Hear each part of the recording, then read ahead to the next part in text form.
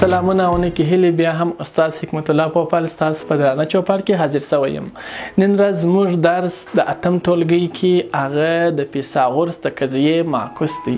دا چې د فیثاغورس قضیه موږ مخکې ویلې ده، نن د هغه معکوس تاسو ته تشریح کوو. نو د فیثاغورس د قضیې معکوس زموږ عنوان دی. عنوان چې دی د فیثاغورس. اول یې تعریف زه تاسو ته وایم. د فیثاغورس د قضیې معکوس تعریف څنګه دی؟ که چیرې په یو مثلث کښې د لوی خط مربع برابره وه د دوو نورو خطونو د مربعګانو د جمع سره، دا مثلث چې دی قایم الزاویه بلل کیږي.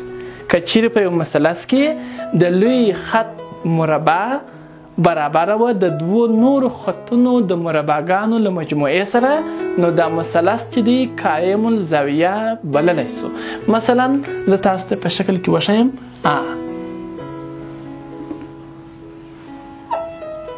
اوس تاسو ته وایي ABC. که تاسو وګورئ په دې مثلث کې د BC خط چې دی تر ټولو لوی خط معلومیږي د شکل څخه. نو که چیرې د دې غټ خط مربع د دې خط BC خط دا د خط BC خط مربع که مساوي سول د دوو نورو خطونو د مربعګانو د جمع سره، نو دا مثلث چې دی قایم الزاویه ورته ویلی سو. معنا دا چې یو خط AB خط دی، یعنی د AB خط له مربع جمع دا بل AC خط مربع. که چیرې په یو مثلث کښې د غټ خط مربع د دوو نورو خطونو د مربعګانو له مجموعې سره برابره وه، مساوي وه، راتلله، نو موږ دا مثلث ته ویلی سو چې ته قایم الزاویه یې. نو دا ته وایي د فیثاغورس د قضیې معکوس. په یو مثال کې وښیم، لکه د اتم ټولګي په مثالو کې مثالونه ورکړي دي. وایي تاسو وښایاست چې دا مثلث قایم الزاویه دی او که نه. داسې ABC دلته وایي 6 مثلا 8 مثلا 10. آیا دا مثلث قایم الزاویه کېدلی سي او که نه؟ څنګه ویلی سو چې دا مثلث قایم الزاویه دی؟ داسې غټ خط چې دی دا BC خط دی چې 10 واحده اوږدوالی لري.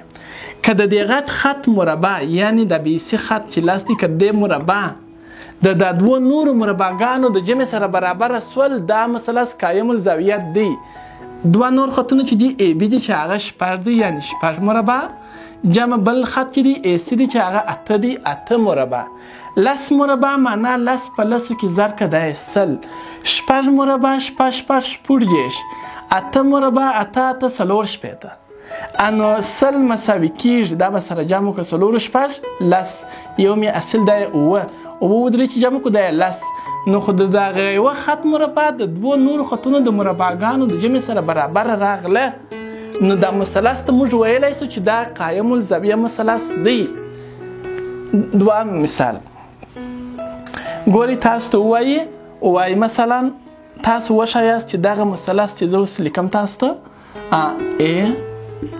ABC.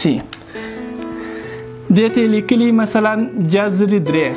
دا خط چې دی د جذر 3 په اندازه چې لري اوږدوالی لري.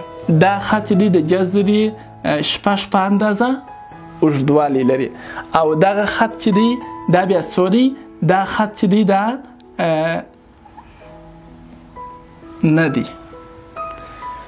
آیا دغه مثلث یو قایم الزاویه مثلث بللی سو که نه؟ آیا دا مثلث موږ قایم الزاویه مثلث بللی سو که نه؟ دا خط به 3 وبولو. ښه، دا چې یا دا دی یا نه دی، نو داسې کوو. ګورئ، جذر 3 چې ونیسئ تقریبي قیمت یې 1.9 تقریبا، او 6 جذر چې ونیسئ تقریبا 2.6. نو دا 3 دی، تر دې غټ دی، نو غټ خط دا دی. نو د غټ خط مربع یعنی د 3 مربع که برابره سول د دې دوو نورو خطونو د مربعګانو له مجموعې سره، نو مثلث قایم الزاویه دی. یو خط چې دی جذر 3 دی مربع جمع بل خط چې بیا دی هغه 6 دی، نو جذر 6 مربع.